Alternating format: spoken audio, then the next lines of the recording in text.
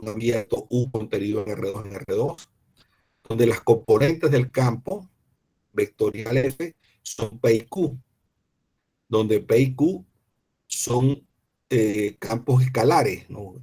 P es una función que va de U contenido en R2, P y Q van de U contenido en R2 en R, a ser diferenciable. Entonces, estamos interesados en estimar cuánto fluido pasa por una pequeña porción de U. Entonces, vamos a suponer que U va a ser un rectángulo. Entonces, tomemos un punto P igual a X0 y 0 en U. Y consideramos el rectángulo R, que es este que está acá. El rectángulo formado por los lados X sub 0H, X sub 0 más H y sub 0 menos K y sub 0 más K. Tomando a H y a K lo suficientemente pequeño, podemos asegurar que ese rectángulo va a estar contenido en el abierto U. Entonces yo tengo este rectángulo y yo quiero ver el flujo que pasa por ese rectángulo. De las componentes P y Q del campo F, está claro que P es la que atravesará los lados AD y BC. AD y BC. La P es esta. La P es donde está variando, digamos, la X, ¿no? La X. La X va a estar variando acá. La Y va a ser la misma. Tanto aquí como aquí, la Y es la misma. La que varía es la X. Por lo tanto, el campo, con la componente P, voy a atravesar de acá para acá. Y con la componente Q voy a atravesar de acá para acá. Con la componente Q está variando la Y y la X está fija. Eso es lo que quiere decir allí, pues. De las componentes P y Q del campo F, está claro que P es la que atravesará los lados AD y BC del rectángulo, en tanto que Q será la que pasará a través de los lados CD y AB. Una estimación de cuánto fluido pasa a través del rectángulo R lo podemos obtener sumando los que pasan por los lados AB y AD y restando los que salen por los lados CD y BC. CD y BC. O sea, los que entran y los que salen. Entonces, eso es lo que me va a dar el flujo neto de lo que pasa por el rectángulo, ¿no? Bien, una estimación de cuánto fluido pasará a través del rectángulo lo podemos obtener sumando los que pasan por los lados AB y AD y restando los que salen por los lados CD y BC. Tales cantidades se pueden calcular multiplicando a su vez la rapidez con que el fluido atraviesa el lado correspondiente por la longitud del lado. Hagamos el cálculo de la cantidad de fluido que pasa por el lado AB, o sea, que está entrando por el lado AB. Siendo el lado AB horizontal, la componente del campo F que atraviesa el lado es Q. Si el rectángulo R es pequeño, podemos suponer que a lo largo de todo el lado AB, el valor de Q es este que está acá. Es decir, aproximamos a Q, que en general es variable en cada punto del rectángulo, con su valor en el punto medio del valor del lado AB. Este es el punto medio del lado AB. Si usted está viendo, pues aquí tiene el punto medio del lado AB. Este es el Q de X sub 0, el Q de X sub 0 y sub 0 menos K. Bien, se lo tengo acá. Es decir, aproximamos a Q, que en general es variable en cada punto del rectángulo con su valor en el punto medio de AB. Multiplicamos este valor por 2H, que es la longitud del lado AB. Logramos una estimación aproximada de la cantidad de fluido que está atravesando a AB. Es decir, lo que entra en el lado AB es aproximadamente esto, la longitud por la cantidad de esta. Consideremos análogamente, vamos a hacer estos mismos análisis para los otros lados. Consideraciones similares nos conducen a la expresión siguiente. Lo que entra por el lado AD, lo que entra por el lado CD, lo que entra por el lado BC, razonando de la misma manera, obtengo estas cantidades.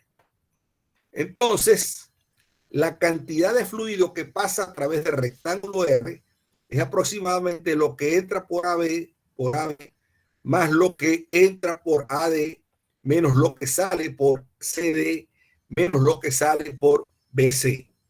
Entonces, todo eso, lo que entra menos lo que sale, está acá. Esto representa lo que está entrando y esto representa lo que está saliendo. Lo que está saliendo. ¿De acuerdo? Entonces, fíjense,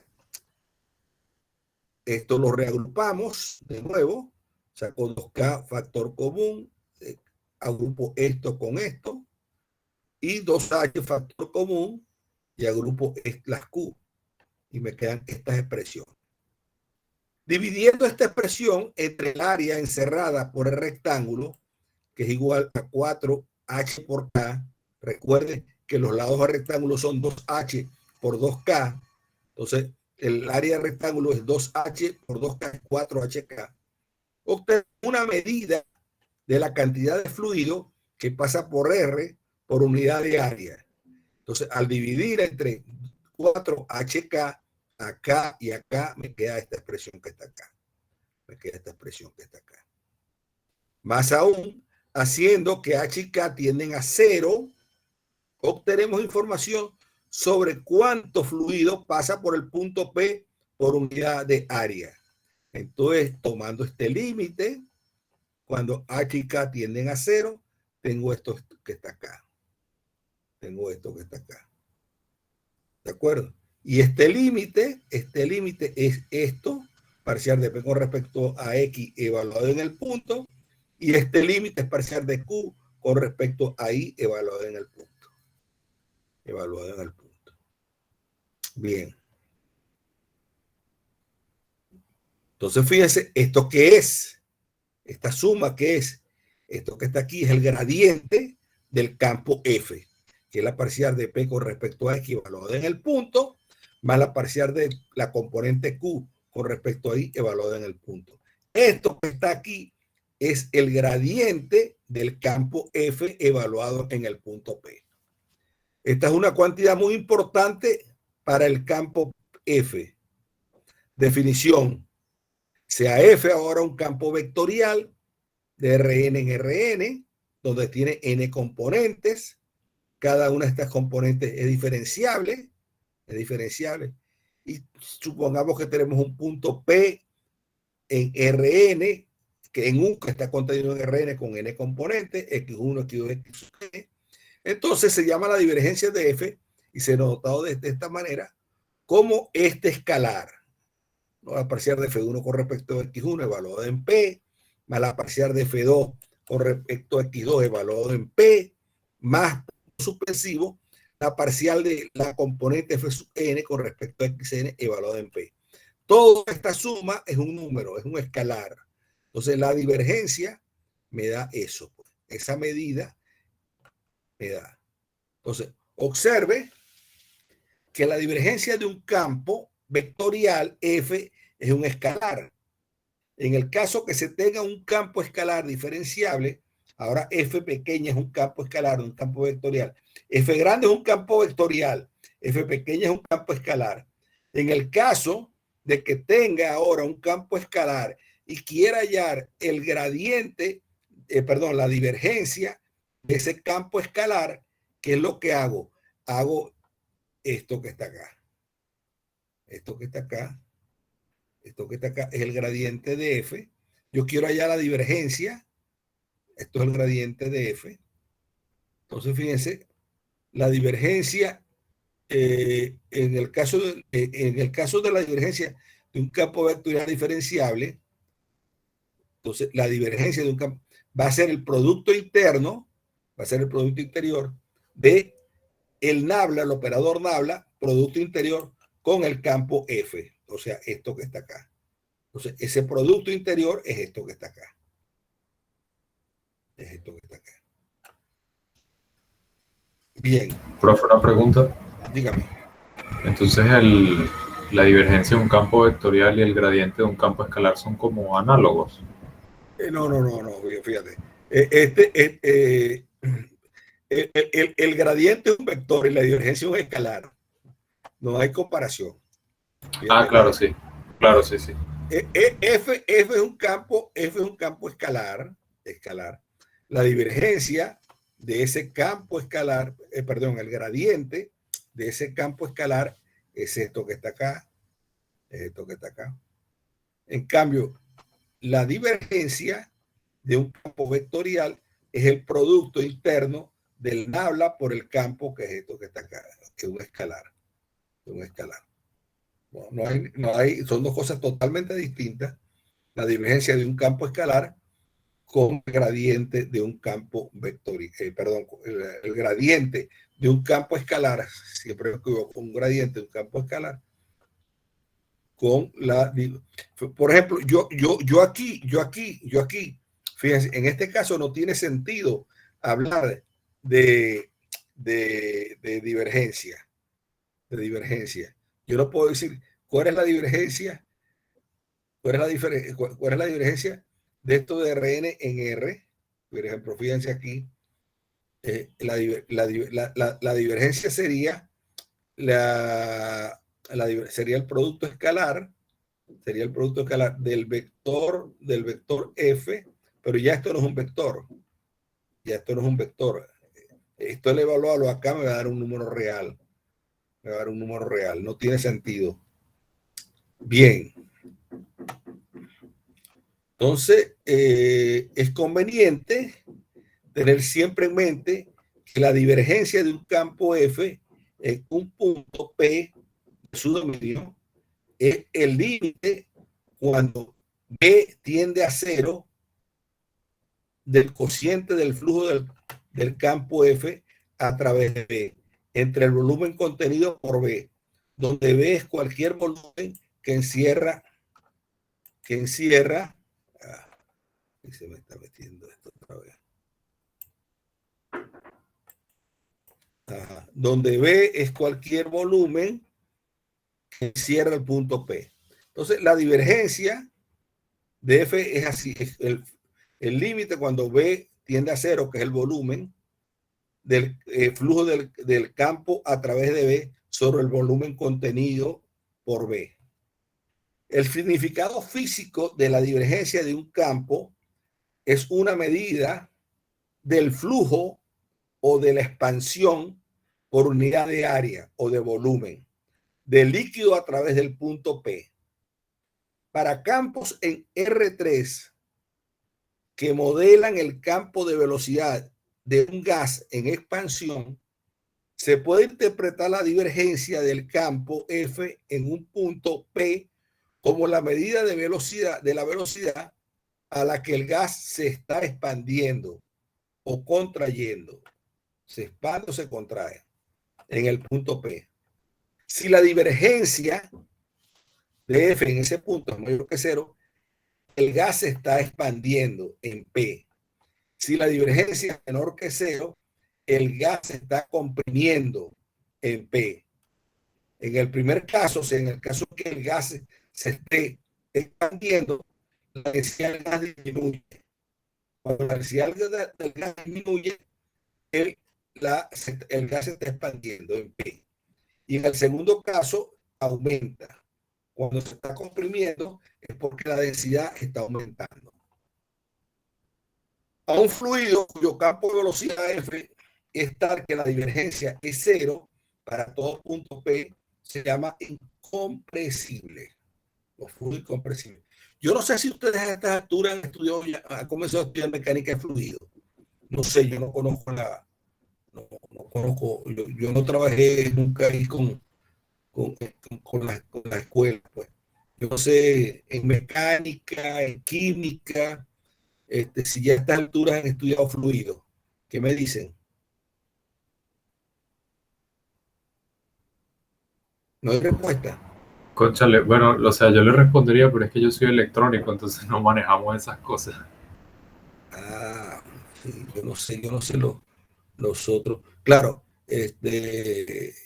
sí, no sé los otros, los de mecánica, los de civil, sobre todo los que están en hidráulica. Yo no sé si hay hidráulica ahí, ahora que lo estoy pensando. Pero los de ingeniería, los de química, los de mecánica, Para que tengan una idea de lo que es un fluido incompresible, que no se puede comprimir, pues. El agua es un fluido incompresible, la densidad es constante, no hay variación. Los compresibles son aquellos en que la densidad está variando. Está variando. El gas, por ejemplo, el gas. El incompresible es como el agua, pues no se puede comprimir. La densidad es constante igual a 1. Esa es la idea que hay aquí. Pues, ¿no? Bien. Bien. Esa es una materia muy importante, la mecánica de fluido. Bien, ahora consideraremos una región compacta, S en R2, cerrada y acotada, eso quiere decir que es compacta, y un campo vectorial F de un abierto U contenido en R2 en R2 de clase seguro, definido en el conjunto abierto U de R2 que contiene a S. Supongamos que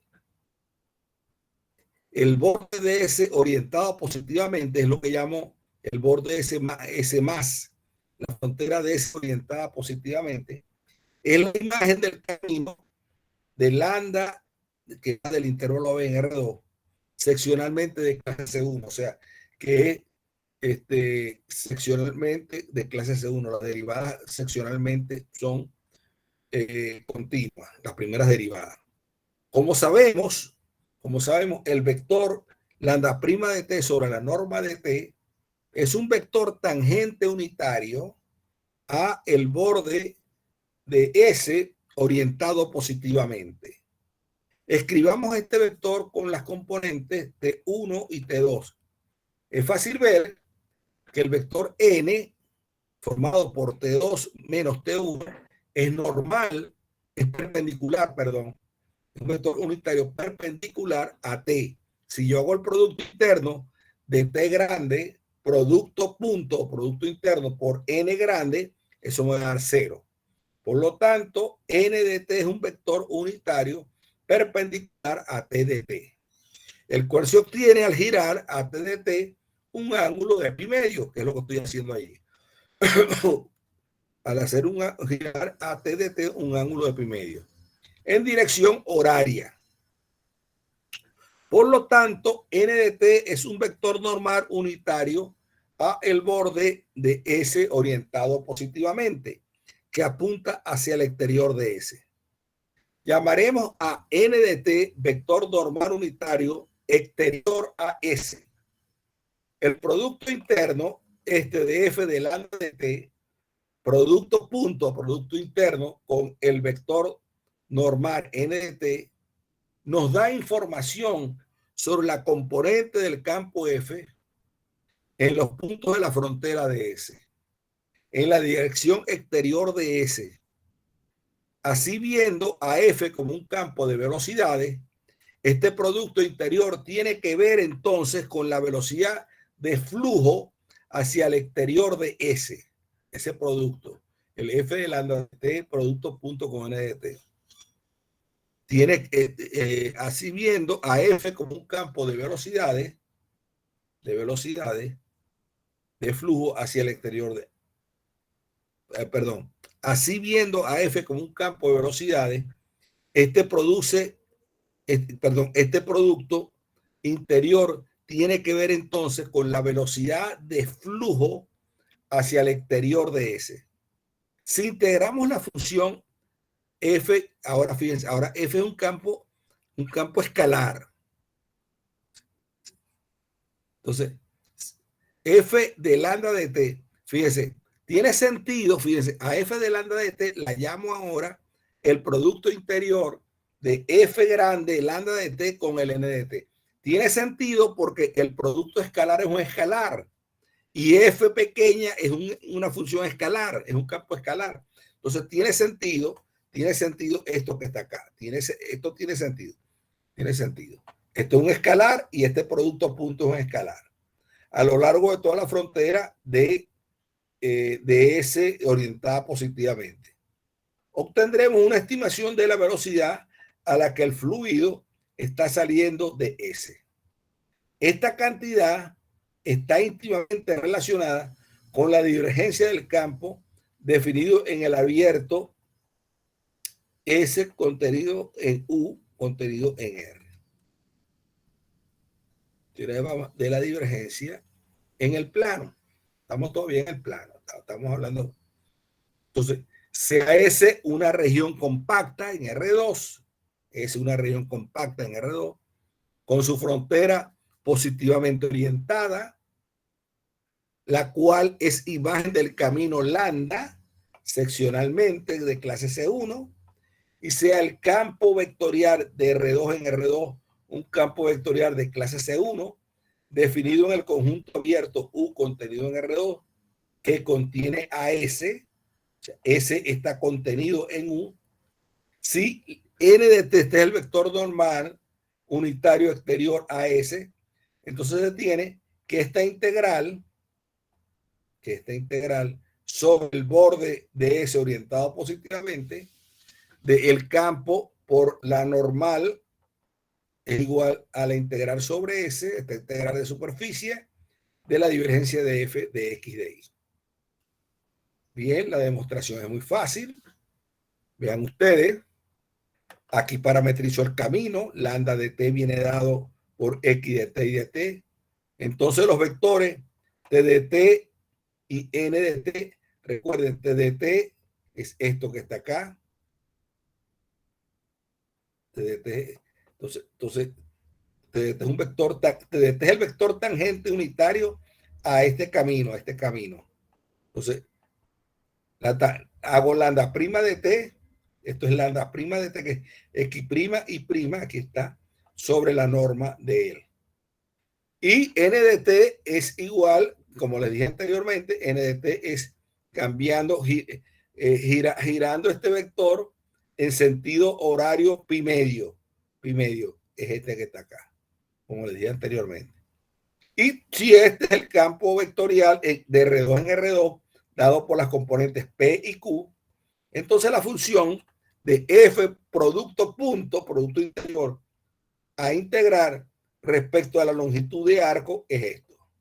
Entonces, este producto, F producto N, es esto que está acá.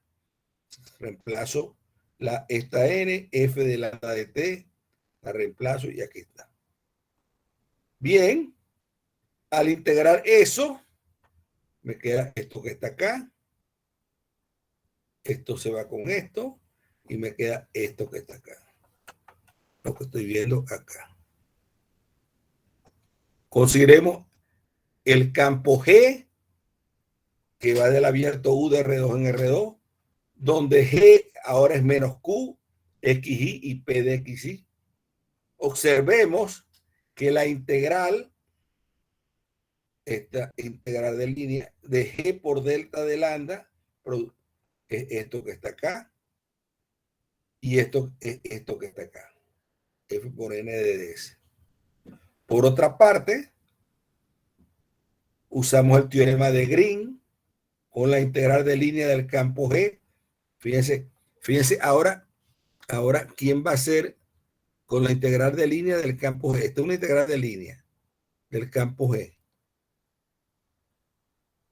a lo largo de lambda. Entonces usted tiene que la integral esta va a ser igual utilizando el teorema de Green. Fíjense, yo usé el teorema de Green acá. Esto que está acá, me hace el papel de la P grande en el teorema de Green. Y esto que está acá me hace el papel de la Q en el teorema de Green. Recuerden que el teorema de Green es parcial de Q con respecto a X menos parcial de P con respecto a Y. Pero ahora esta es la P y esta es la Q. Entonces, usando esto como P y esto como Q, el teorema de Green se ve que es esto que está acá, es parcial con respecto a P, que es la parcial de Q con respecto a X, menos la parcial de P con respecto a Y, pero P es menos Q, esto que está acá. Menos Q, esto que está acá. Y me da esto que está acá. El menos con el menos me da esto que está acá. Luego, esta integral, esto va a ser la divergencia Esto va a ser la divergencia. Esto es la divergencia de F. Esto es la divergencia de F. Es decir, que G, que es igual a F por N, G es igual a F por N, esto es igual a la divergencia de esto, completando la prueba. Bien, ustedes pueden paso a paso revisar esas pruebas. Entonces, fíjense, aquí tienen la gráfica, tienen una superficie S cerrada, tienen el borde de S, estas son las normales y este es el vector tangente en cada uno de sus puntos, ¿no? Bien, así pues, el resultado anterior establece que la velocidad a la que el fluido sale por la frontera de S es igual a la integral, a la suma, la integral es una suma de las velocidades de expansión del fluido por unidad de área sobre toda la región S. A esta integral, a la integral sobre el borde de S, orientada positivamente del campo F producto punto por el vector normal a la superficie, se le llama flujo de F a través de S. Este integral es el flujo que está atravesando S. El flujo de F a través de S. Observe que si S es un rectángulo, este rectángulo que está aquí, el flujo de F a través de, por ejemplo, el lado AB parametrizado por esta forma, lo parametrizó así. Lo que está variando acá es la T y la I es la misma y 0 menos K. Para cualquier vector normal unitario, el vector normal unitario a ese campo es este, ok. Fíjense, un vector unitario a este, el vector tangente aquí es el 1, 0, el 1, 0. El vector perpendicular al 1, 0 puede ser este, 0 menos 1. Y esta integral que es la que me está dando el flujo de lo que está entrando por ese lado, es esto. Lo multiplico por el vector normal, que es el 0 menos 1, y me da esto que está acá.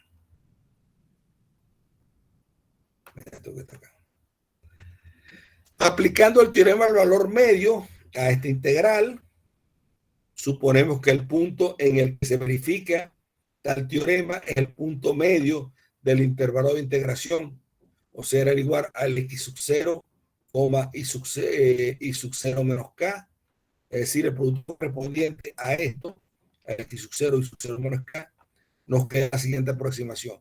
Recuerden cómo era el teorema del valor medio. Entonces, según el teorema del valor medio, me queda esto que está acá.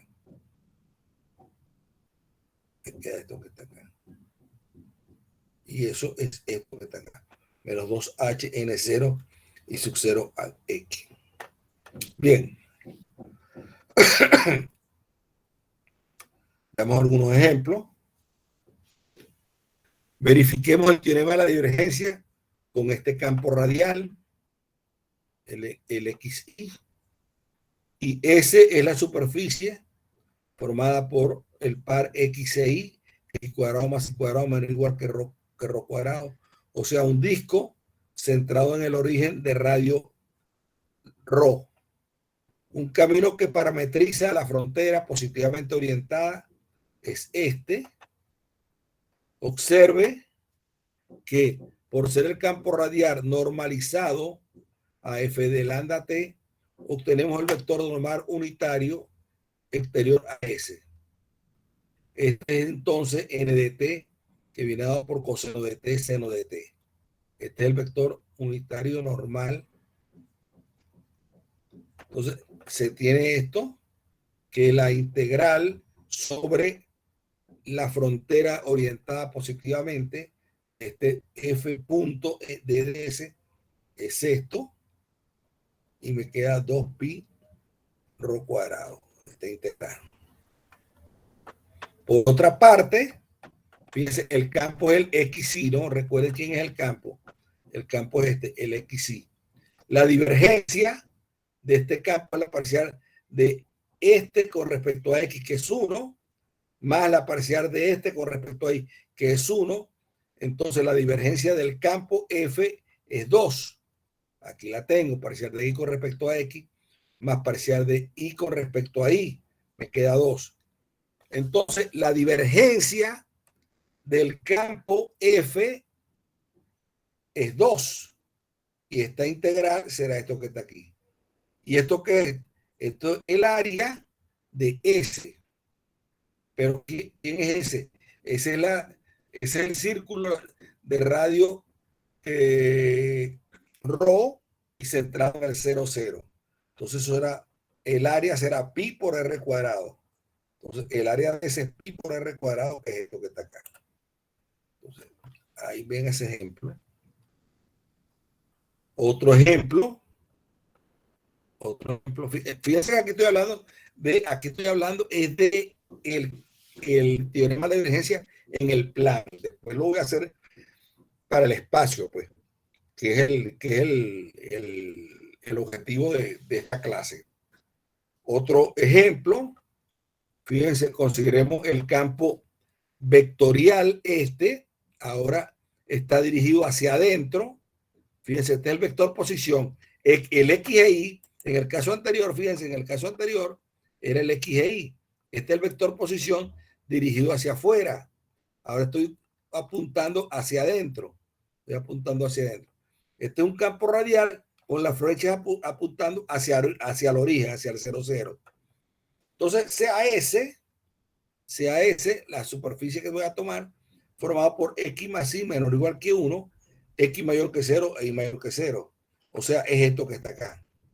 Esta es mi S. Mi S está formado por esta región que está acá. Esta es mi S. Calcular el flujo de F a través de S. Entonces, fíjense, aquí voy a tener, esto me va a traspasar por este lado, por este lado y por este lado. Tengo que trabajar en 3 lados. Entonces, un camino lambda, cuya imagen es la frontera positivamente orientada, esta es la frontera del 0, 0 al 1, 0, del 1, 0 al 0, 1 y del 0, 1 al 0, 0. Entonces yo tengo que parametrizar esta frontera. Tengo que parametrizarla. Entonces la parametrizo así. La lambda 1 va de 0, 0 al 1, 0, lo llamo así. Cuando la t vale 0, estoy en el 0, 0. Exactamente, estoy en el 0, 0. Y cuando la t vale 1, estoy en el 1, 0. Estoy en el 1, 0. Entonces, esto me recorre todo el camino lambda 1. Para el lambda 2, ¿qué hago? Para el lambda 2, fíjense, para el lambda 2 lo hago así. Esto lo hicimos nosotros cuando hicimos integrales de línea. Todo, cómo se parametrizaban las integrales de línea. Entonces, fíjense, cuando lambda vale 0, cuando t vale 0, perdón, esto vale 1, 0. Estoy aquí, estoy parado aquí, comenzando lambda. Estoy aquí. Y cuando t vale 1, estoy en el 1, 0. Perdón, cuando t vale 1, estoy en el 0, 1, que estoy aquí para lambda sub 2. Estoy aquí, este es el 0, 1. Y para lambda 3, tengo esto. Cuando t vale 0, estoy en el 0, 1, estoy acá. Y cuando t vale 1, estoy en el 0, 0, estoy acá. Por lo tanto, esto me parametriza los 3 lados de ese triángulo. Llamándose ahí las curvas e imágenes de los caminos. Entonces, hacemos esto que está acá, que son integrales de línea. Bueno, hago esas cuentas y veo que eso me da 0. Para el C1, para el lambda 1. Viendo el campo F, es natural que la integral anterior sea 0. El campo es tangente a C1. No atraviesa esta parte de la frontera de S. No atraviesa esta parte de la frontera de S. viendo el campo F, es natural que la integral anterior sea 0. El campo es tangente a C1, no atraviesa esta parte de la frontera de S. Esto también ocurre con C3, o sea, ocurre con este y con estos dos. Donde va a variar la cosa es con lambda 2. En C3 ocurre esto, en C3 con... Entonces, calculemos el flujo de F a través de C2, o sea, de lambda sub 2. Un vector normal unitario exterior a C2 es este, porque fíjense, fíjense, ese vector lo sacan de aquí. La derivada de este, el x' de t es menos 1 y la y' de t es 1. Entonces, el vector, tienen que normalizar el vector menos 1, 1. Eso es el vector menos 1, 1 sobre la raíz cuadrada de 1 al cuadrado menos 1 al cuadrado, que es raíz de 2. Luego, ustedes normalicen ese vector y aquí está. Este vector. Aquí debería ser menos 1, creo yo. Bueno, el 1, 1 sirve también. Calculemos el flujo de F a través de un vector normal unitario exterior a C2. Este, que debe ser menos 1, creo yo. Porque esta derivada, a ver, espérate. Le han dado a esta derivada, da menos 1 y 1. Entonces un vector normal a él va a ser el 1 menos 1. 1 menos 1. O sea, quiere hacer 1 menos 1. 1 menos 1. Entonces esto, multiplicado por esto, da esto. Bien. Entonces el flujo a través de ese es la suma de los tres.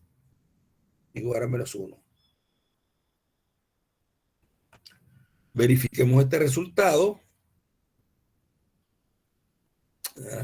Verifiquemos este resultado. Entonces me queda menos 2 área de S. Perdón. ¿Cuánto fue? Me dio menos 1, ¿no? Ok. A ver.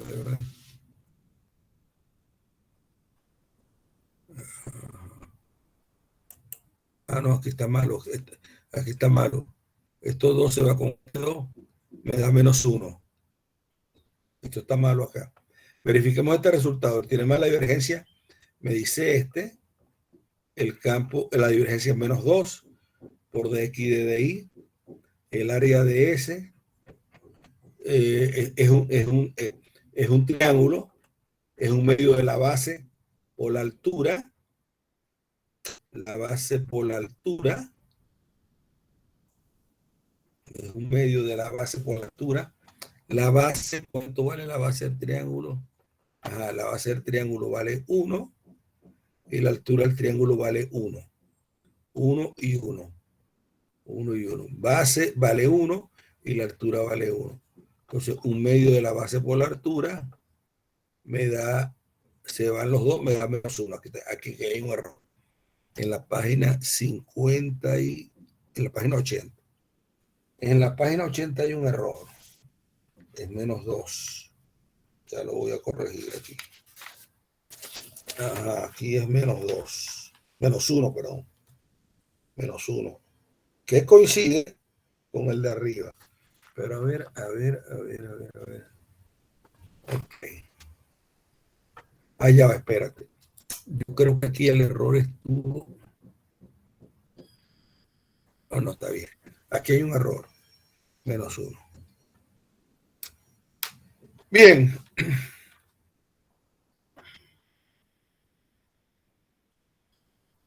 Así hemos visto el teorema de la divergencia para el plano, pero yo voy a trabajar de manera general en R3, en el espacio. Entonces, fíjense, el teorema de la divergencia, también llamado teorema de Gauss, relaciona el flujo de un campo vectorial a través de una superficie cerrada con la integral de su divergencia en el volumen encerrado por dicha superficie. es un resultado importante en física, sobre todo en electrostática y dinámica de fluido. El teorema fue descubierto originariamente por Lagrange en 1762, independientemente por Gauss en 1813, en 1831 por Ostrogadevsky, quien también dio la primera demostración de resultados. Entonces, fíjense, vamos a preparar toda la herramienta para poder abordar el teorema de divergencia. Entonces, fíjense, primero vamos a ver lo que son superficies cerradas y tipo de regiones en R3, de alguna manera. Como dijimos anteriormente, vamos a necesitar integrar sobre superficies cerradas en R3.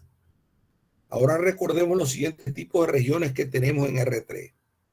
Fíjense, en R3 tenemos unas regiones de tipo 1, que es una región omega contenida en R3, y decimos que ella es de tipo 1, si ella es la tripleta formado por X y Z, tal que el par X e Y están en D, eso quiere decir que están en el plano X e Y, y la Z está variando entre Φ1 de XY y Φ2 de XY.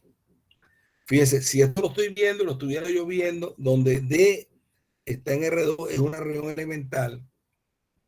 Recuerden las regiones elementales que vi, ahora estoy en el plano, cuando vi integrales de línea, ya hablé de las regiones elementales.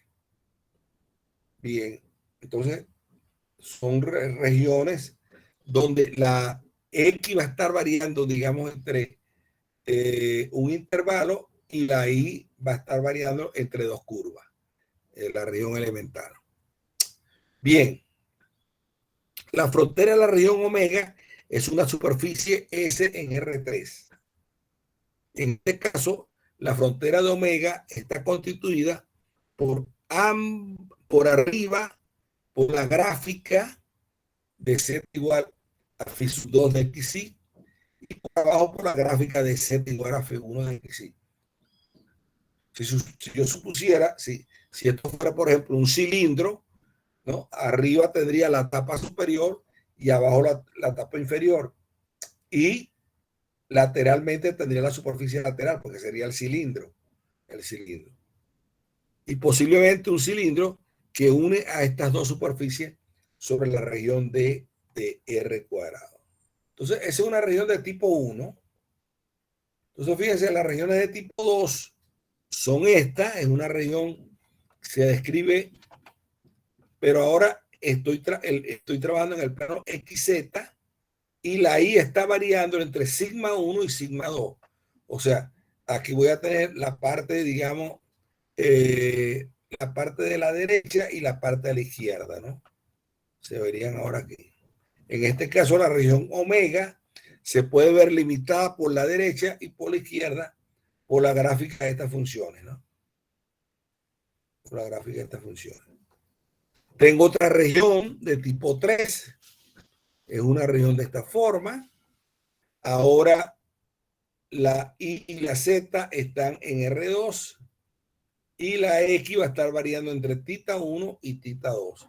Esto va a ser la parte de el frente y la parte de atrás, digamos. Esta región se puede limitar por delante y por detrás por las gráficas de esta. Por delante y la T1 de IZ por detrás. Bien.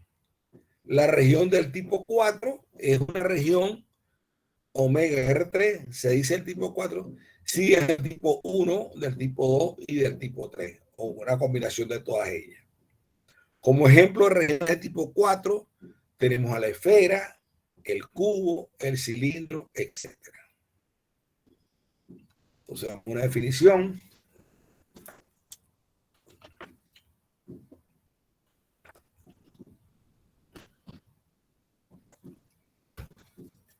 Fíjense esta definición. Una superficie S en R3 es cerrada. Fíjense, superficie cerrada. Si es el borde de una región omega del tipo 1, 2 o 3. Una superficie R, S en R3 es cerrada si es el borde de una región omega del tipo 1, 2, 3. Es decir, que está formada por un número finito de superficies que pueden describirse como gráficas de funciones de R2 a R. La superficie cerrada puede orientarse de dos maneras, con normal exterior o con normal interior, o sea, una normal hacia afuera o una normal hacia adentro. Si es hacia afuera, la estoy orientando positivamente, y si es hacia adentro, lo estoy orientando negativamente. Aquí consideraremos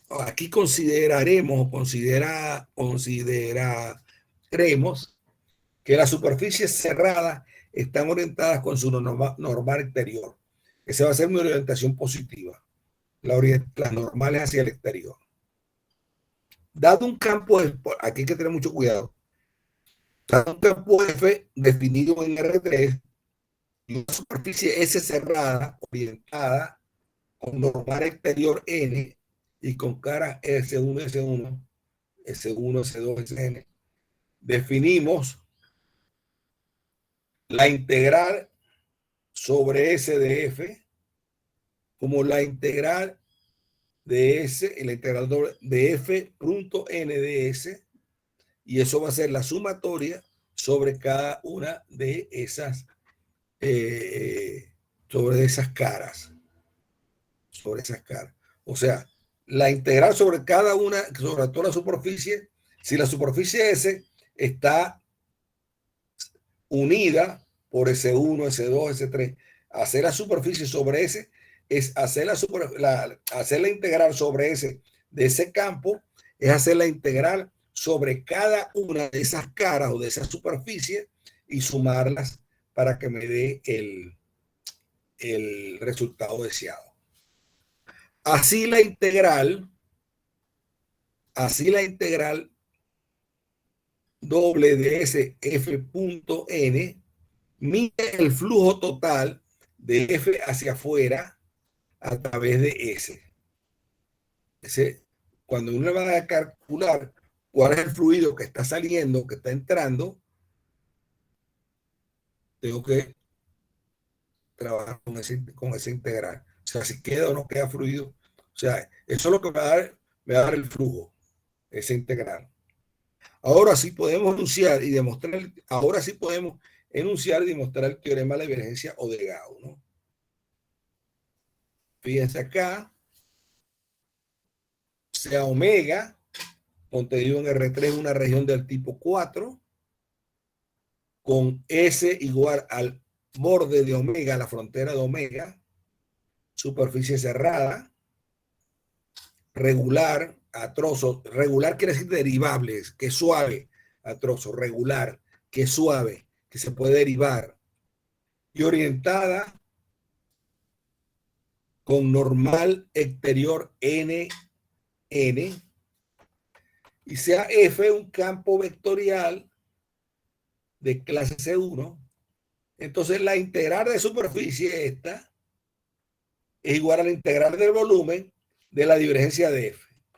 Fíjense, la integral de superficie de F punto por la normal a la superficie es igual a la integral de volumen de la divergencia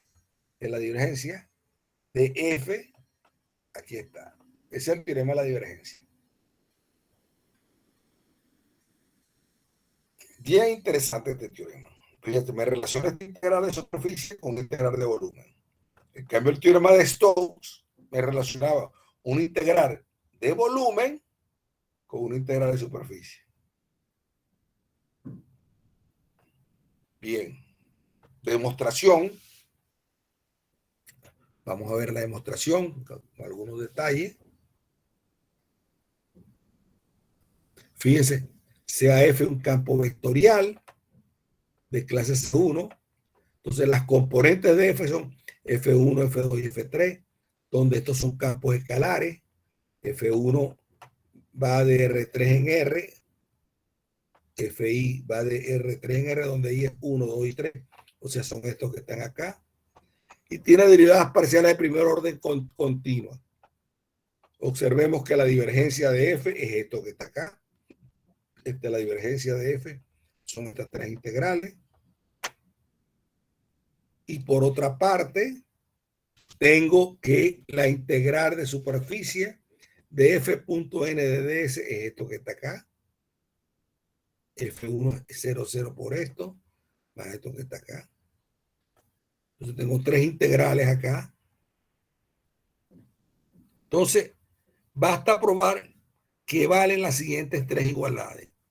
Entonces, basta probar que valen las siguientes tres igualdades. Entonces, fíjense, esta es la DS. Ajá. Entonces, yo quiero probar, fíjense, yo quiero probar que esto es igual a esto, pero este que está acá, fíjense, tiene tres integrales, 1, 2 y 3 integrales. Entonces yo quiero probar que la primera de estas integrales, que es igual a esta, la segunda es igual a esta y la tercera es igual a esta. Entonces basta probar que valen las siguientes tres igualdades.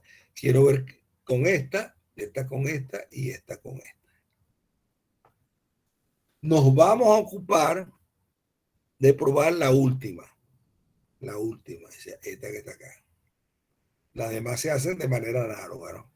Es decir, voy a probar que la derivada, que la integral de volumen de la parcial de F3 con respecto a Z de X de Y de Z es igual a la integral de superficie del campo 0, 0 F3 por la normal, por el vector normal ortogonal a la superficie.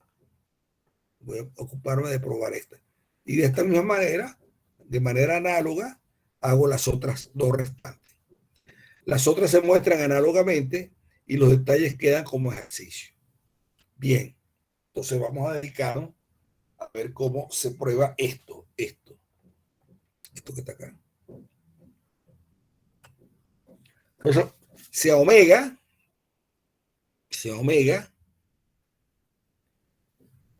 el conjunto formado por la tripleta X y Z, tal que X y está en D, y Z varía entre Φ1 y Φ2. O sea, estoy acá, digamos, como tomando el cilindro.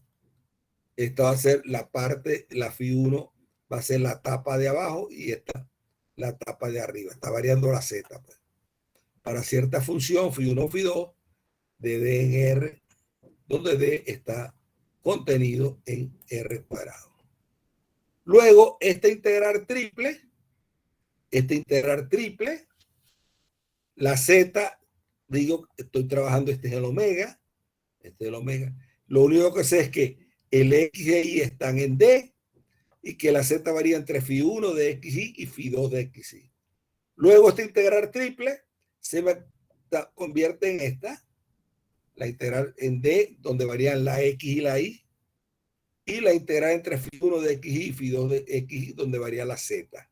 Esta integral se convierte en esta. Bien, si yo integro con respecto a Z, estoy integrando con respecto a Z, me queda f de 3, fijando a X y a Y, y lo que va a variar es la Z. La Z varía entre Φ2 de XY y Φ1 de XY. Entonces, integrando esta integral con respecto a Z, me queda esto que está acá. F3 de XY, Φ2 de XY, que es el límite superior acá, menos F3, X, Φ1 de XY, de X de Y. No hay ninguna pregunta ahí, ¿verdad? La integral esta integral es esto que está acá. Ahora calculamos la integral sobre el borde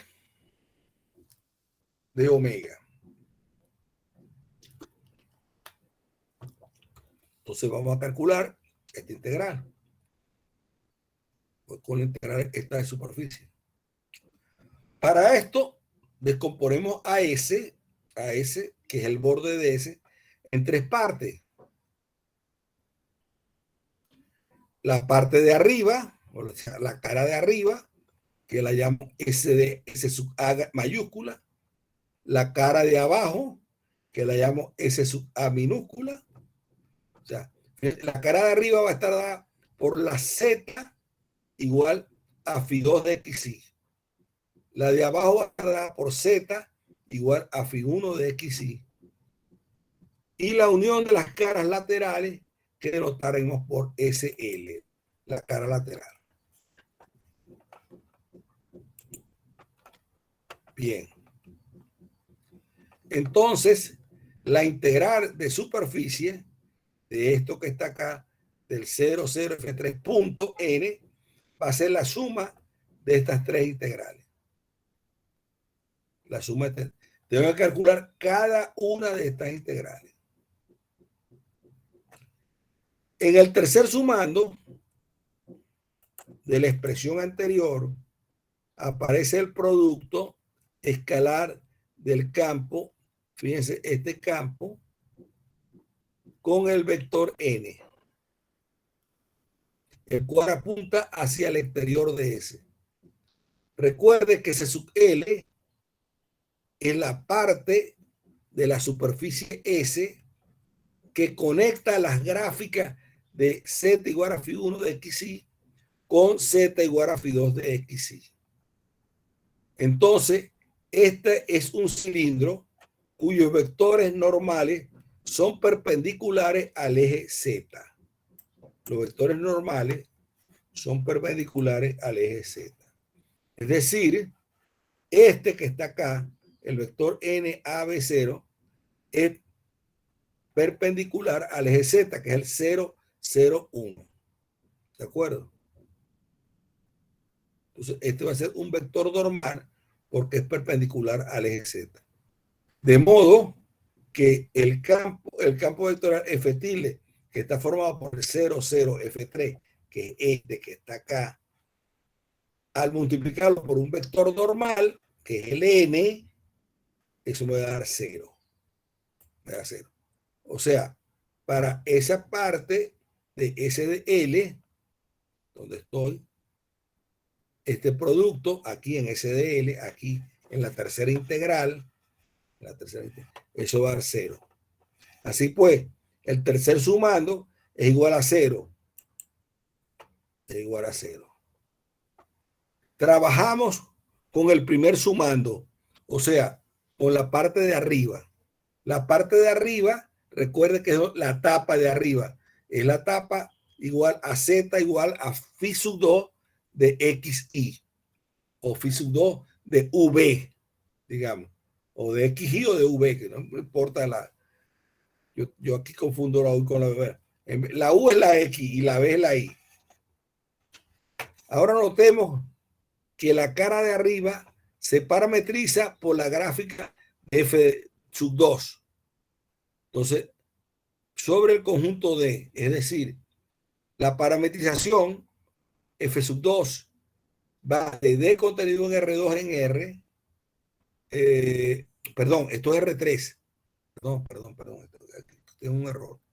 Esto es, ¿qué página es esta? 83, aquí tengo un error. F2 en 83, ¿no? 81, 82, 80. Uno se da cuenta después de los errores. En el 83. Ese que tiene que corregir. Esto va de R2 en R3. Aquí está. Ahora. ¿Dónde estoy? En R3. En R3. Correcto. Corrían aquí. Corrían aquí. Aquí. De R3.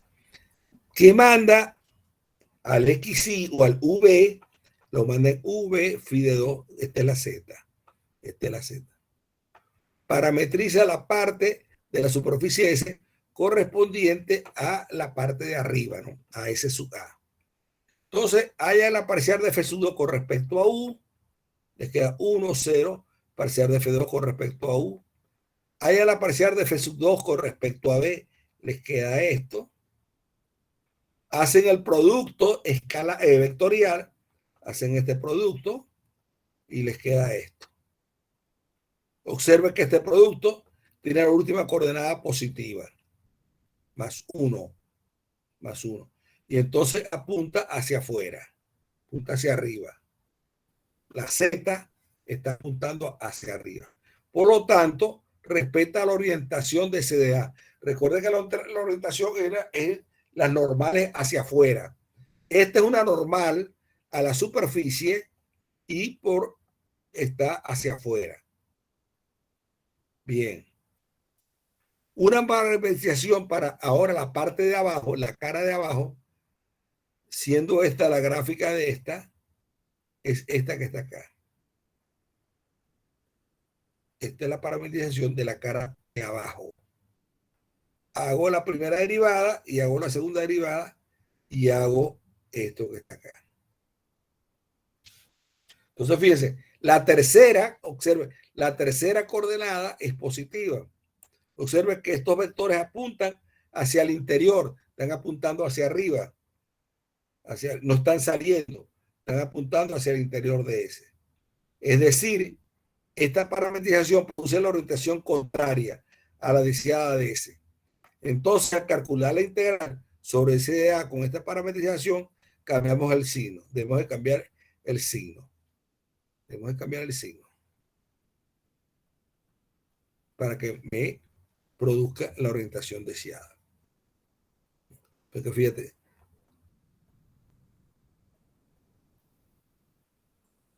esto va hacia arriba. O he podido poner aquí menos 1. También he podido cambiarle aquí menos 1. Bueno, le cambio el signo. Y hago integral con el signo cambiado.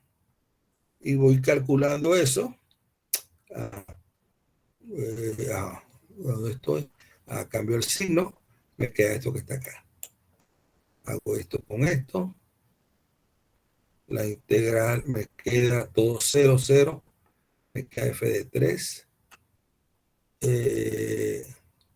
A ver, me queda esto 0, y el 1 me queda esto que está acá, me queda 3. Al calcular la integral sobre SDA, sabiendo que la parametrización respeta la orientación sobre SDA, estoy haciendo esto que está acá. Y esa integral, esto me da 0, esto me da 0, y me queda esto que está acá. Entonces, esta integral me da esto que está acá. Entonces, de 2 y 4 menos 3, obtenemos esto que está acá. Y eso prueba el teorema para el caso del F sub 3. O sea, fíjense, esto es igual a esto que está acá, que es lo que quise probar, Esto tengo que hacerlo ahora con la de... recuerden que yo dije que lo iba a hacer para una sola, ¿no? Recuerden que yo dije que le iba a calcular la integral sobre para descomponer. Ajá, yo dije que le iba a hacer con una sola.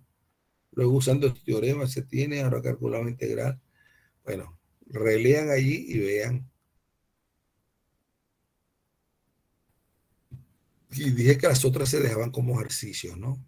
¿Dónde fue que dije eso? Apunta hacia arriba. A ver. En el teorema. Vamos a ver. Para esto, luego usamos se tiene esto. Ahora calcularemos la integral para estos dos componentes, ¿verdad? No. Nos vamos a ocupar de probar la última. Aquí está. Nos vamos a ocupar de probar esta última. Esta última. Y eso es lo que pruebo aquí. Parcial esta integral de volumen con esta integral de superficie. Está aquí. Está aquí. Esta integral de volumen con esta integral de superficie. Bien. Entonces, aquí lo importante es cómo utilizar este teorema. Aquí es importante saber cómo utilizar. Aquí hay que tener bastante cuidado. Hay que hacer cuenta. Hay que hacer unos cuentones aquí. Vamos a ver el primer ejemplo. Consideremos este campo. Fíjense, el campo viene dado por un campo vectorial. 2x, las componentes son 2x y cuadrado y z cuadrado. Y S, la superficie de la esfera unitaria, orientada con normal exterior. Calcular esta integral de superficie. Entonces, bien, para ello usamos el teorema de la divergencia o de Gauss. Para esto llamamos omega el volumen que encierra a S, a la esfera. Es decir, omega va a ser el conjunto de los x y z, tal que x cuadrado más y cuadrado más z cuadrado es menos o igual que 1. Entonces, la integral de línea, la integral de superficie de f.n es la integral de volumen de la divergencia de f. Es esto que está acá. Este es el teorema de Gauss, o el teorema de, ¿cómo se llama? O el teorema de divergencia. Bien, el campo es este. Entonces, la divergencia va a ser la derivada de esta con respecto a x es 2, la derivada de esta con respecto a y es 2y, y la derivada de esta con respecto a z es 2z. Por lo tanto, la divergencia de f es 2 más 2y más 2z. Aquí está. Esta integral se transforma en esta. Entonces voy a trabajar en coordenadas esféricas. Voy a trabajar en coordenadas esféricas. Entonces recuerden, en coordenadas esféricas, la x es igual a rho coseno de tita seno de phi, rho seno de tita seno de phi, rho, la z es rho coseno de phi. Y este es el jacobiano en el cambio de coordenadas esféricas, r cuadrado seno de phi. Por lo tanto, esto para resolverlo lo transformo a coordenadas esféricas. Se me da 2, la y es r seno de tita seno de phi y la z es r coseno de phi. Y el jacobiano del cambio de variables r cuadrado seno de phi. Entonces tengo que resolver esta integral. Resuelvo esta integral y me queda esto que está aquí. Evaluado entre 0 y 1 cuando resuelvo para la phi, cuando resuelvo para la r, primero integro con respecto a r, después con respecto a tita y después con respecto a phi. Cuando integro con respecto a r, me queda esto que está acá. Bien. Evaluado entre 0 y 1. Entonces, al hacer esa cuenta, me queda todo una integradora doble, que es esta que está acá. Después integro con respecto a tita. Tita está entre 0 y 2 pi. Integro aquí con respecto a tita, menos coseno de tita, seno de phi. Bueno, integro con respecto a tita y me da esto que está acá. Y después integro con respecto a phi y me da esto que está acá. Coseno de pi es menos 1, con el menos 1 me da 1, coseno de 0 es 1, me da 2 acá, 4 pi tercios por 2 es 8 pi tercios. Es 8 pi tercios. Entonces ya ahí resolvimos un primer ejemplo. Fíjense este otro ejemplo, este otro ejemplo, fíjense el primer ejemplo. En el primer ejemplo, yo daba el campo, daba la superficie y me va a calcular esta integral de superficie. Yo no calculé esta integral, yo calculé por el teorema de divergencia, calculé fue esta. Esta fue la que calculé por el teorema de divergencia. Yo no calculé esta, la de S, sino esta. Teorema de divergencia. La integral de volumen fue la que ya calculé, no la integral de superficie. Más complicada. Bien.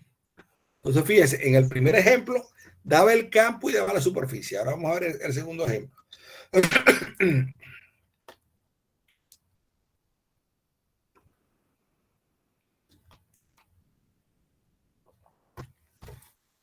Fíjense en el segundo ejemplo. Me mandan a calcular la integral de superficie. Que si ustedes esto lo ven, esto es el F campo producto interior N de DS, ¿no? Aquí cuando van al teorema, mire, cuando van al teorema, la integral de la superficie, ¿dónde está el teorema? Aquí está. F por N de DS. Es dado todo esto, pero no es dado F ni es dado N. Ok, atención ahí.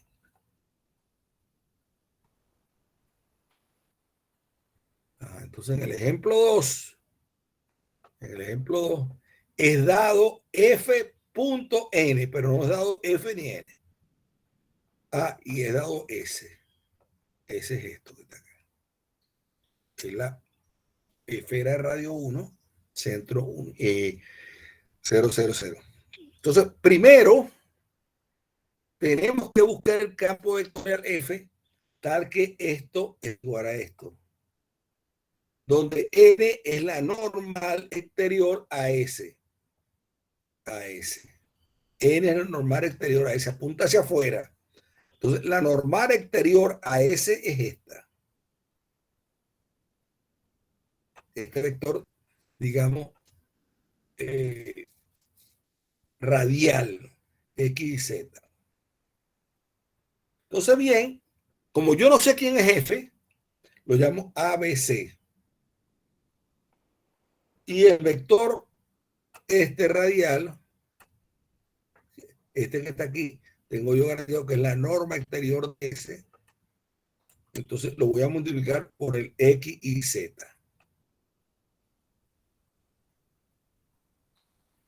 Entonces, esto me va a dar, eso va a ser igual a X cuadrado más Y más Z. O sea, el F por el N. Por el N. Bien, al multiplicar A por X, la igualo a X cuadrado. Al multiplicar B por Y, la igualo a Y. Y al multiplicar C por Z, la igualo a Z. Entonces aquí tengo, si A por X igual a X cuadrado, me queda que A igual a X. Si B por Y es igual a Y, me queda que B es igual a 1. Y si C por Z es igual a Z, me queda que Z es igual a 1. Luego, el campo vectorial F, X y Z, que está formado por A, B, C, va a ser A va a ser igual a X, B va a ser igual a 1,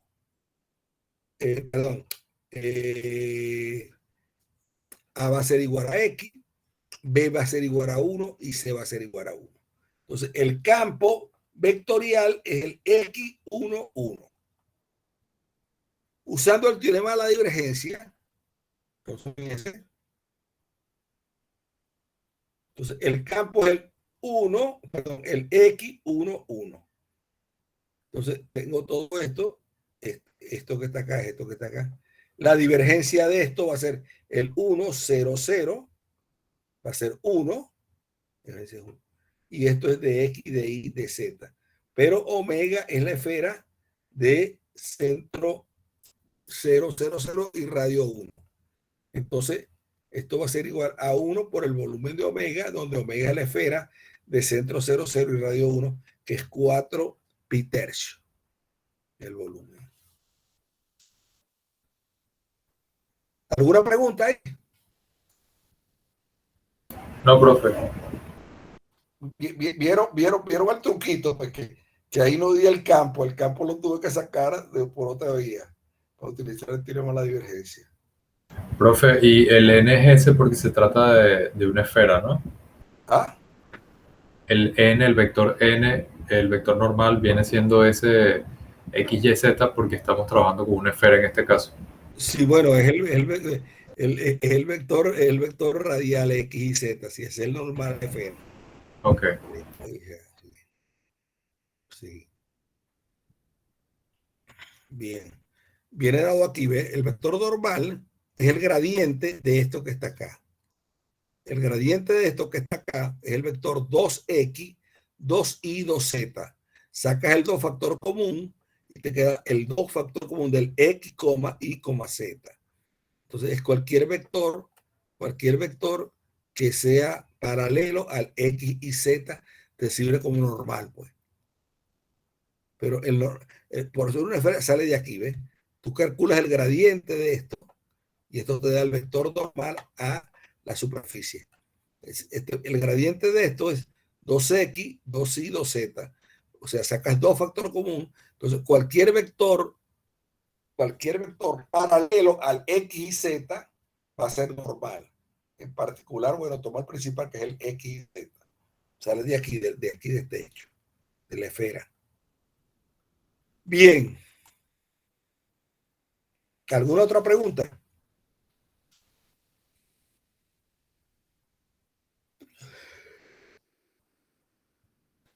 Bien.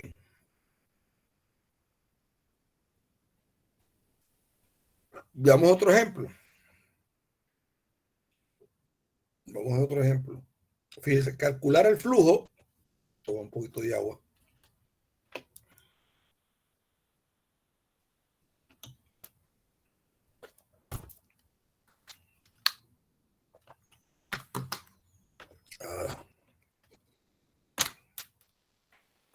Aló, ¿me escuchan? Sí, profesor, oye. Ok. Ahora vamos a un tercer ejemplo. Calcular el flujo saliente del campo vectorial F, X, Z, que es XZ y X2Y, a través de la superficie cerrada formada por la parte del cilindro con sus dos tapas. La parte del cilindro X cuadrado más Y cuadrado, comprendida entre los planos Z igual 0 y Z más Y igual a 2.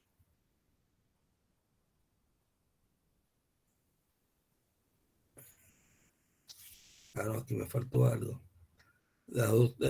Por la parte del cilindro X cuadrado igual a 4. Aquí me faltó algo. Sí, no. Formada por la parte del cilindro X cuadrado más Y cuadrado igual a 4, comprendido entre los planos Z igual 0 y Z más Y igual a 2.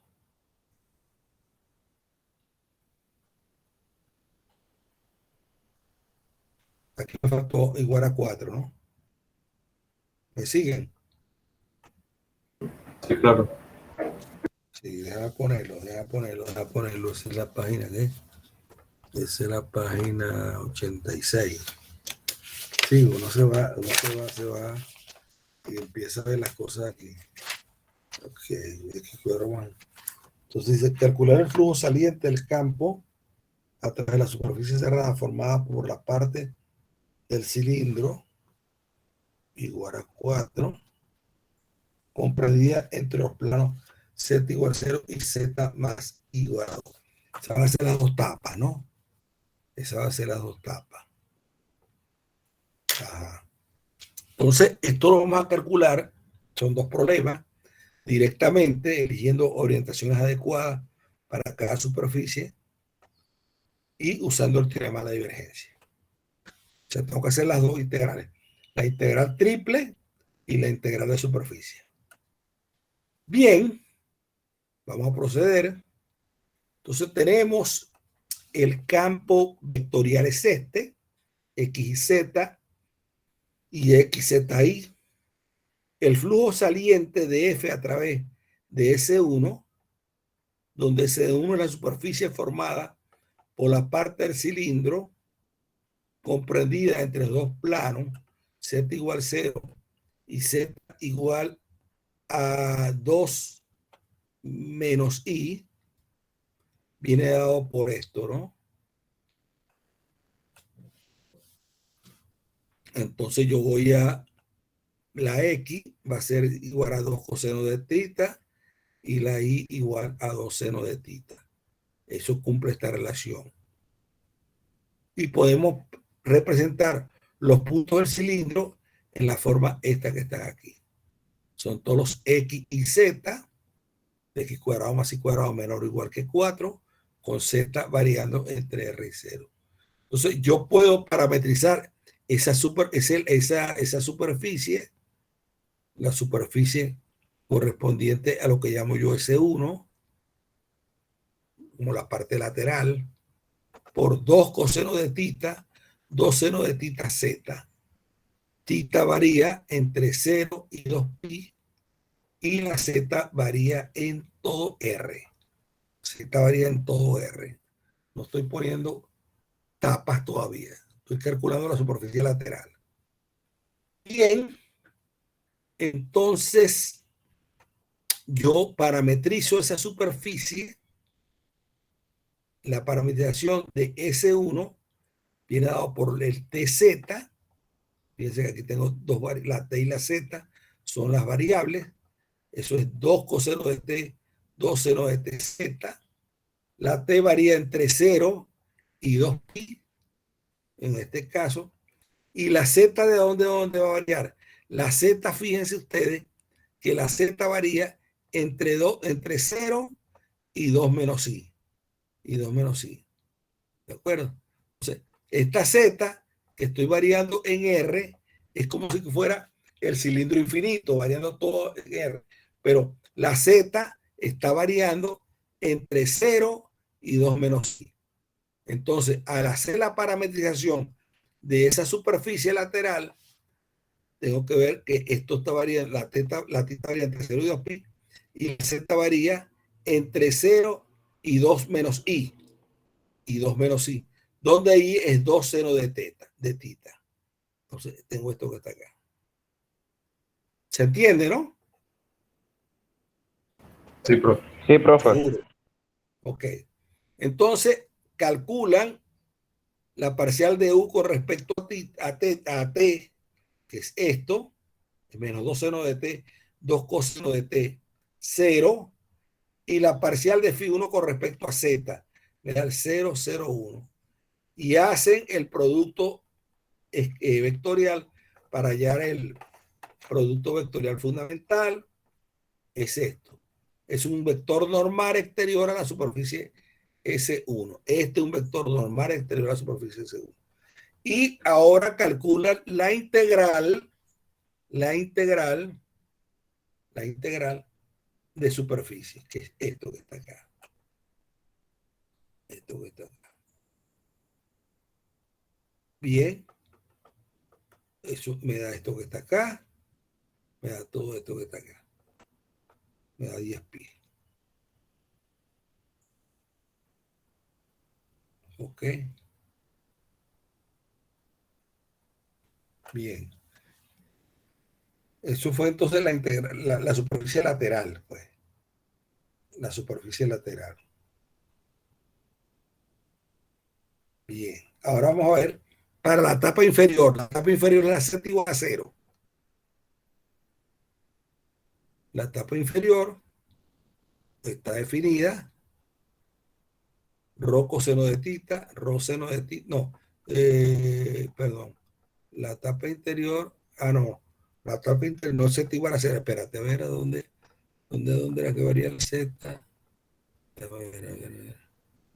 Varía entre 0 y Z más I. Estos son los planos. Ok, entonces vamos ahora. Se hace la tapa inferior del cilindro que está definida de esta forma. Z igual a 0. Z igual a 0. La X varía entre, la X es rho coseno de tita, la Y es rho seno de tita, y la rho varía entre 0 y 2, porque es X cuadrado más Y cuadrado igual a 4. Y la tita varía entre 0 y 2 pi. Esto me parametriza la parte inferior. La parte para Z igual a 0. Me parametriza esto. La tapa inferior del cilindro. Hallo parcial de phi2 con respecto a rho, parcial de phi2 con respecto a t, hago el producto y me queda esto. Que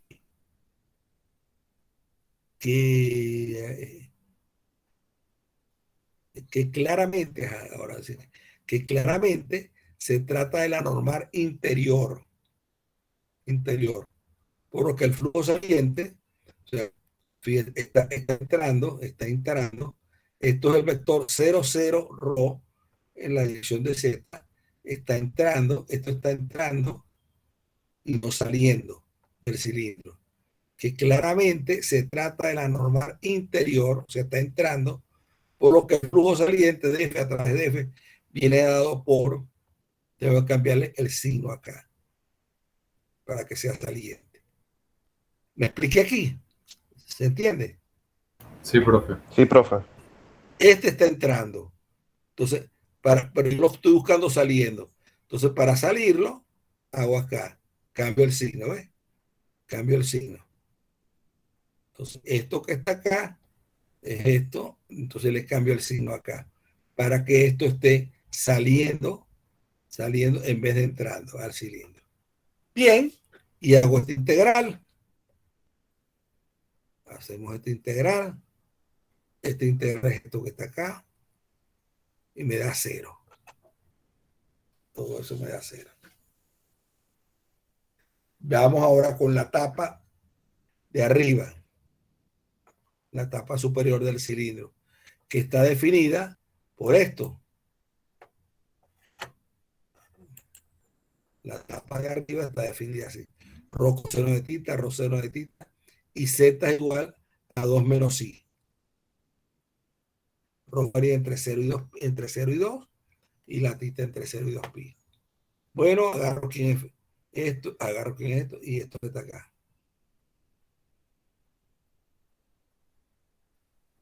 ¿De acuerdo? Y me queda acá 0, rho, que claramente se trata de la normal exterior por la que el flujo sale a través de C3. Estoy ahora en la etapa superior. Entonces, esto es el vector normal superior en la dirección hacia arriba. Viene dada. Entonces, esta integral viene dada de esta integral, esto que está acá, esto que está acá.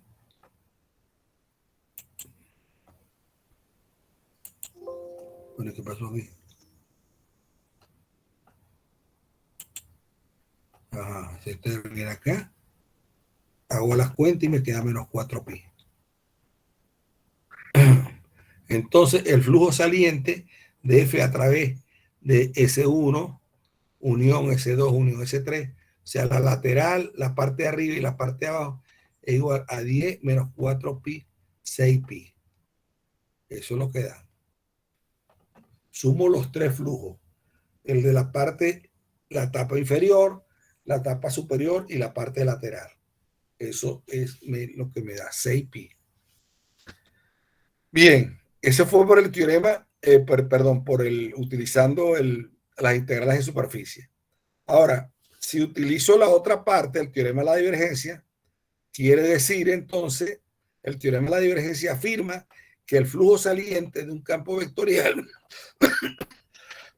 a través de una superficie cerrada, que es la frontera de un dominio omega en R3, es igual a la integral de la divergencia del campo en dicho dominio. En nuestro caso, el dominio es este es el dominio, y la divergencia del campo es esta. Este es parcial de F con respecto a X, parcial de F con respecto a Y, parcial de F con respecto a Z, me da esto. Y la región D es esta, X cuadrado más Y cuadrado, este disco, está acá. El flujo saliente de F a través de la frontera de omega viene dado por esto, la divergencia, X más Y más Z, entonces de X, de Y, de Z. Entonces aquí la Z varía entre 0 y 2i, y la X y la Y varían en D. Hago acá, llego acá, y hago ahora acá con cambio de coordenadas polares. A la X la llamo rho coseno de tita, y a la Y la llamo rho seno de tita, y al jacobiano lo llamo rho. Entonces, reemplazando acá, reemplazando todo esto, tengo esta cuenta que está acá, haciendo las cuentas, llego a 6pi, que es lo que obtuve anteriormente, que fue lo que obtuve aquí. Este 6pi Lo obtengo ahora por esta vía. Entonces, he verificado el teorema de Stokes, perdón, de la divergencia, o de Gauss. Bien.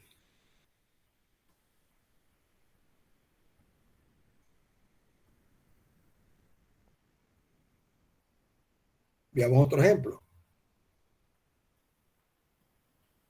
Veamos otro ejemplo.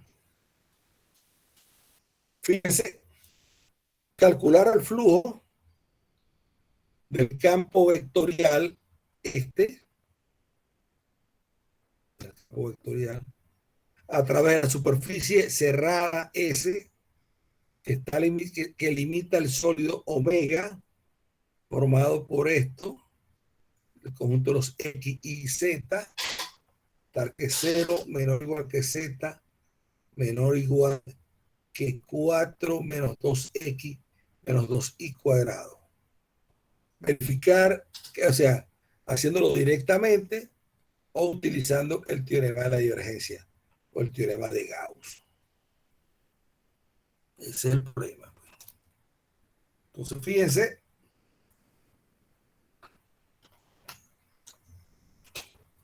la superficie que cierra S está limitada, que limita al sólido omega, está compuesta por dos superficies.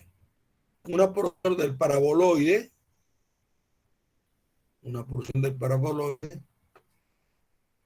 y la inferior, S2,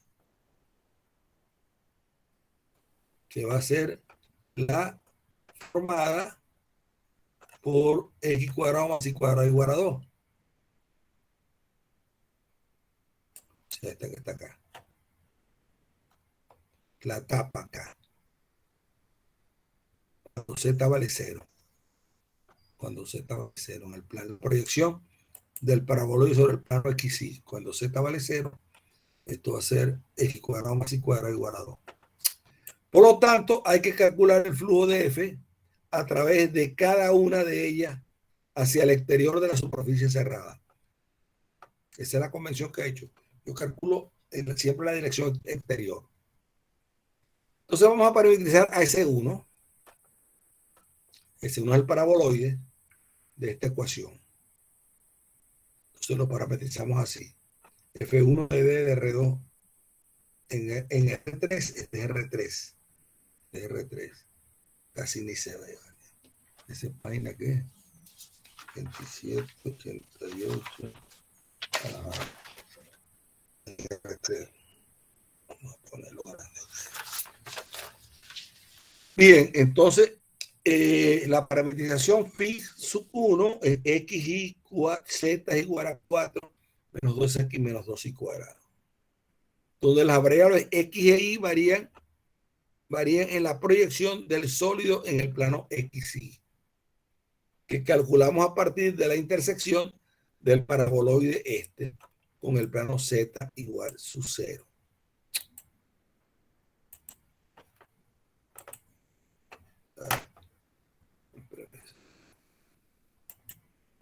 Ajá. Entonces, ese sub 1, la superficie sub 1, es la imagen del phi sub 1 de D, donde D es esto. D está formado por el disco de centro 0, 0 y radio raíz cuadrada de 2. Entonces, con esta phi que yo di aquí, con esta phi que yo doy acá, calculo esto. Entonces me queda la parcial con respecto a x era 1, 0 menos 2 menos 4x. Y después calculo la parcial de esta con respecto a y, a esto que está acá. Aquí me equivoqué. Esto es menos 4y. Otro error aquí. A ver. Otro error ahí. Oye, si cometo errores, ¿vale? Yo sí cometo errores. Ajá, aquí es menos 4y. A ver, ajá, menos 4y. 0, 1, 0, menos 4 aquí. Vamos a ver, vamos a chequear Ajá, vamos a chequear. Parcial de 1, 0, menos 4x. 0, 1, menos 4y. Ok, menos 4y aquí. El producto, entonces, el producto vectorial de este por este va a ser este que está acá. Usted lo chequea. Yo lo chequeo. Producto vectorial. Entonces, este está apuntando, es un paraboloide, está apuntando hacia adentro, ¿verdad? Porque es un paraboloide.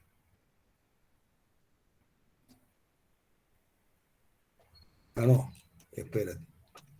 Tiene una tercera componente positiva y por lo tanto su sentido es hacia el exterior de S. Ah, no, está apuntando bien. Está apuntando hacia el exterior de S. Ajá. El flujo de F a través de C1, es este que está acá.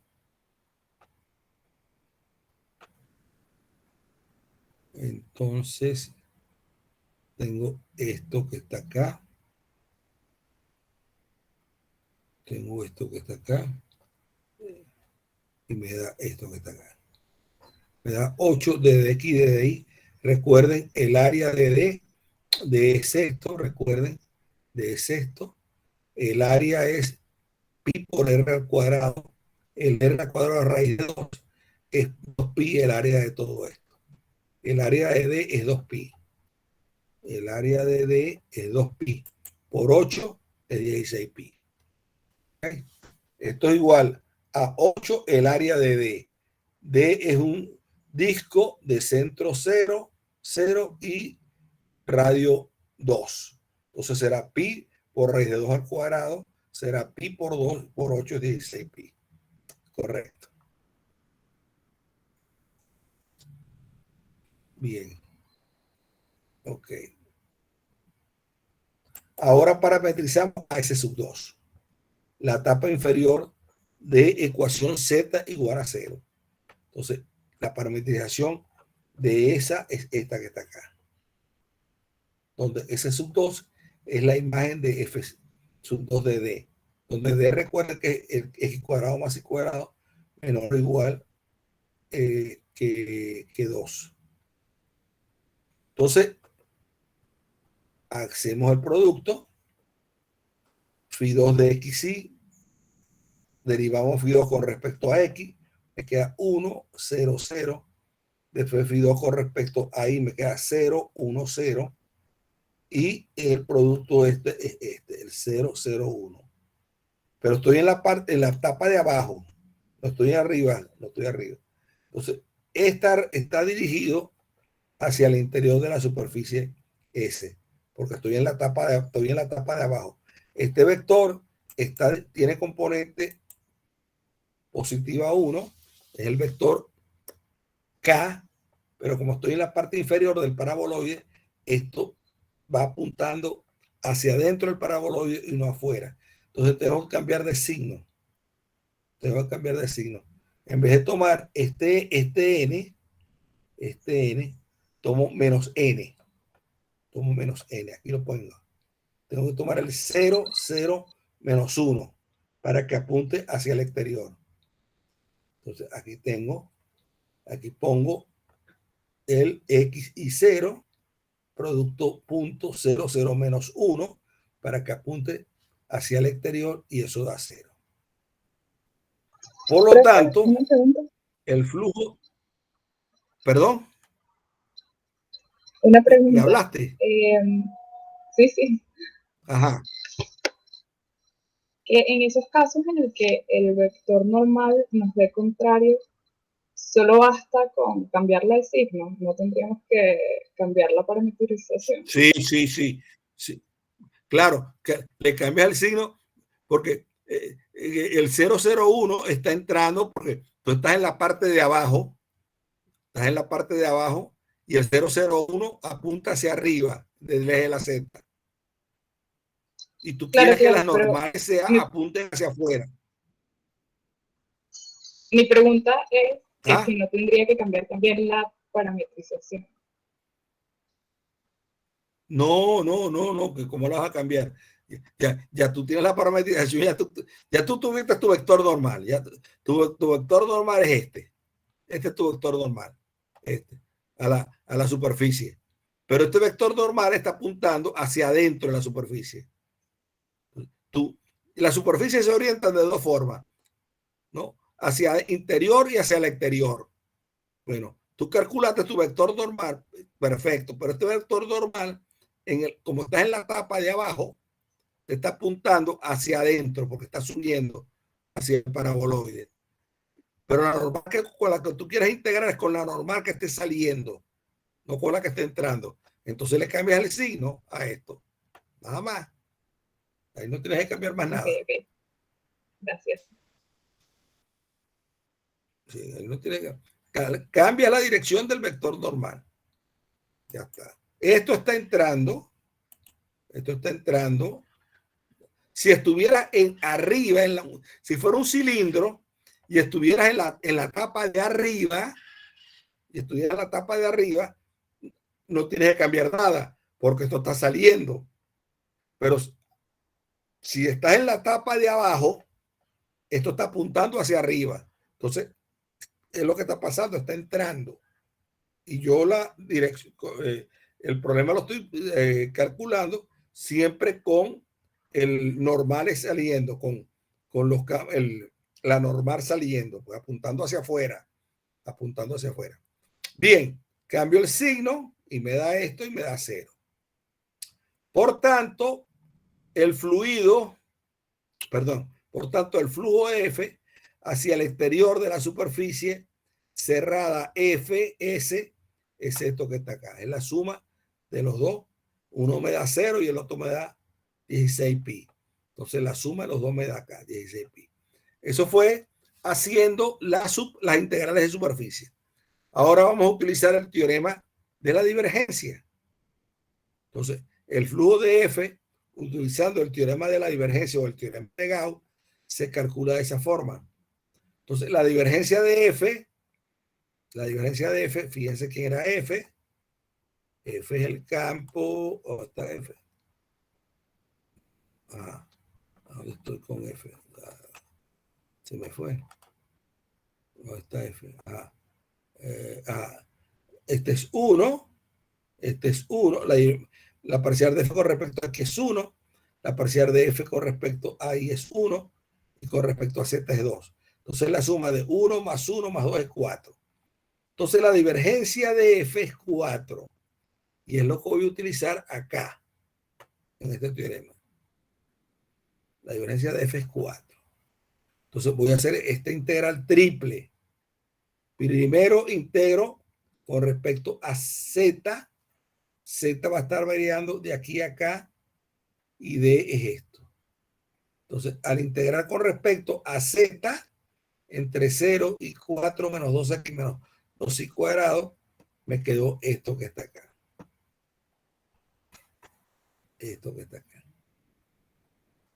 Pero ahora tengo a D.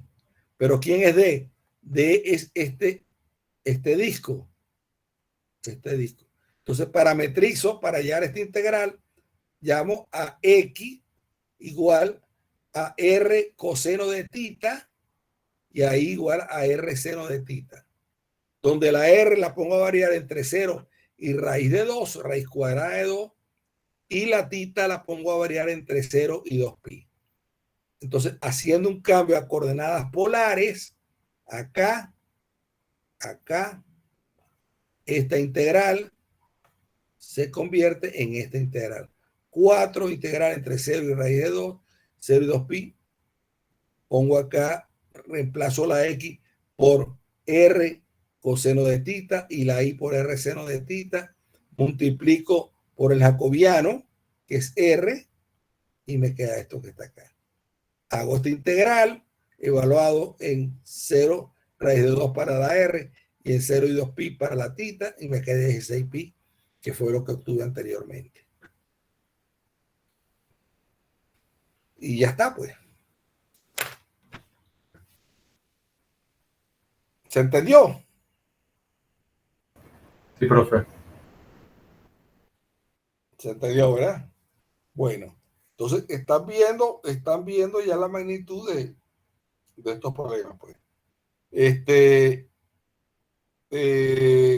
Cuando para la clase próxima, cuando comencemos el repaso, voy a hacer problemas donde ustedes tengan, fíjense, vamos a hacer problemas donde ustedes tengan que podamos tanto comprobar que por el teorema de Gauss o de la divergencia y el teorema de Stokes, ¿no? Algunas es más fácil que salgan por un lado que por la otra, ¿no? Vamos a ver ese tipo de situaciones. Y vamos a ver situaciones, todo esto se hace en superficies cerradas. Vamos a ver situaciones donde la superficie no es cerrada, tengo que cerrarla y después quitarle, como hicimos con el teorema de Green. O sea, los que estuvieron conmigo en Mate 5, y me imagino que con los otros profesores, tuvieron el teorema de Green, que es una curva cerrada, que es la frontera de la región donde estoy haciendo la integral doble, que a veces esa región esa curva no era cerrada, entonces hay que cerrarla y después quitar algo allí para calcular lo que se quiere. Pues. Lo mismo pasa aquí. Aquí voy a dar algunos ejemplos donde yo no tenga la superficie cerrada, sino tenga que cerrarla. Pero bueno, eso lo veríamos en los ejemplos de la semana que viene. Entonces, la semana que viene, todavía me faltan algunas aplicaciones que voy a hacer aquí sobre el teorema de Gauss. No sé, el teorema de Gauss en electrostática, la ley de Faraday. Vamos a ver qué hago ahí para la gente de eléctrica. Algo de fluidos también. Campos conservativos sería la única parte así grande que me queda, que eso no me llevaría más de una clase. Yo espero para la semana, para el lunes, culminar más o menos el contenido de esta parte. Y el miércoles y el lunes siguiente dediquemos a hacer ejercicios. Pues. Aunque estos son ejercicios. Aquí son ejercicios para hacer las cuentas. Pónganse ustedes a hacer las cuentas. Este es el tipo de ejercicio para un examen, pues. El tipo, parametrizar, buscar las normales, ver en qué dirección van esas normales, después hacer las integrales, parametrizar, saber parametrizar. Esa es una de las cosas que a mí me interesa mucho. Vayan viendo cómo se va parametrizando aquí. Deténganse en cada uno de los ejemplos aquí de parametrización que le dan una idea a ustedes para los problemas a parametrizar. Pues. O sea, saber parametrizar es clave. Es clave. Si no saben porque yo no siempre voy a dar la parametrización. Aquí no di parametrización. Aquí en este problema, ustedes parametrizaron. Pues. En todo el problema ustedes estuvieron parametrizando. Fíjense ustedes, aquí no parametrizamos en ningún lado. Pues. Fíjense ustedes, aquí tengo el paraboloide. Fíjense, aquí está el paraboloide. ¿No? Tengo la región S1 y tengo la tapa. Entonces viene y dice, calcular el flujo a través de la superficie cerrada S que está limitada por el sólido oeste. Por el sólido oeste. Entonces, cuando Z es igual a 0, ¿qué es lo que me queda? Cuando Z es igual a 0 me queda x cuadrado más cuadrado igual a 2. X cuadrado más x cuadrado igual a 2. Entonces, fíjense, aquí tengo la parametrización del paraboloide, X y Z, y aquí después tengo phi sub 2, la parametrización de la tapa de abajo, que es el Z igual a 0. Z igual a 0. Entonces tengo esto que está acá. Voy a tener X, Y 0. X, Y 0. Donde D va a ser el disco centrado en 0, 0 y radio 2. O sea, ese va a ser D, que lo tengo desde acá. y radio raíz de 2, perdón. Entonces, a mí lo que me interesa es que ustedes sepan parametrizar. Entonces, fíjense, la parametrización es esta. Z es 0, XY, ya lo tienen. Bien. ¿Alguna pregunta? No, profe. ¿Cómo se han sentido? ¿Ah? ¿Cómo se están sintiendo? Bueno, por mi parte, de la clase pasada estuve un poco confundido, pero ahora revisando el material de nuevo, como que le empiezo a agarrar forma. Y creo que en general estoy entendiendo. Tengo que hacer ejercicios. Bueno, pero no dejen eso por el último día. No, no, claro. No dejen eso por el último día. Fíjense que yo más o menos